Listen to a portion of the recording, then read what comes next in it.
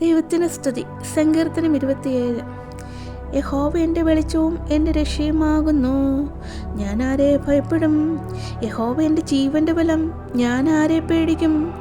എൻ്റെ വൈരികളും ശത്രുക്കളുമായ ദുഷ്കർമ്മികൾ എൻ്റെ മാംസം തിന്നുവാൻ എന്നോടടുക്കുമ്പോൾ ഇടറി വീഴും. ഒരു സൈന്യം എൻ്റെ മേൽ പാളയമിറങ്ങിയാലും എൻ്റെ ഹൃദയം ഭയപ്പെടുകയില്ല. എനിക്ക് യുദ്ധം നേരിട്ടാലും ഞാൻ നിർഭയനായിരിക്കും. ഞാൻ യഹോവയുടെ ഒരു കാര്യം അപേക്ഷിച്ചു, അത് തന്നെ ഞാൻ ആഗ്രഹിക്കുന്നു.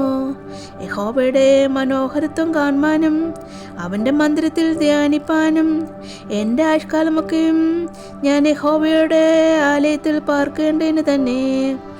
അനർത്ഥ ദിവസത്തിൽ അവൻ തൻ്റെ കൂടാരത്തിൽ എന്നെ ഒളിപ്പിക്കും, തിരുനിവാസത്തിൻ്റെ മറവിൽ എന്നെ മറയ്ക്കും, പാറമേൽ എന്നെ ഉയർത്തും.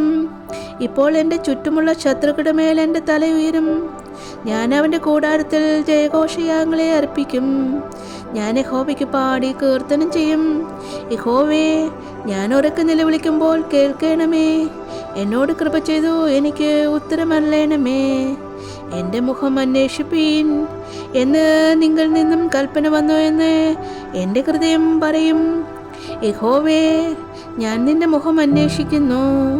നിന്റെ മുഖം എനിക്ക് മറയ്ക്കരുതേ. അടിയനെ കോപത്തോട് നീക്കിക്കളയരുതേ. നീ എനിക്ക് തുണയായിരിക്കുന്നു. എൻ്റെ രക്ഷയുടെ ദൈവമേ, എന്നെ തള്ളിക്കളയരുതേ, ഉപേക്ഷിക്കുകയും അരുതേ. എൻ്റെ അപ്പനും അമ്മയും എന്നെ ഉപേക്ഷിച്ചിരിക്കുന്നു, എങ്കിലും യഹോവ എന്നെ ചേർത്തുകൊള്ളും. യഹോവേ, നിന്റെ വഴി എന്നെ കാണിക്കണമേ. എൻ്റെ ശത്രുക്കൾ നിമിത്തം നേരെയുള്ള പാതയിൽ എന്നെ നടത്തണമേ. എൻ്റെ വൈരികളുടെ ഇഷ്ടത്തിന് എന്നെ ഏൽപ്പിച്ചു കൊടുക്കരുതേ.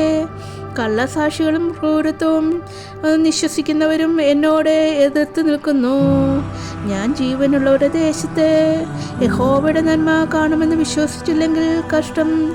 യഹോവയെങ്കിൽ പ്രത്യാശ വയ്ക്കുക, ധൈര്യപ്പെട്ടിരിക്കുക.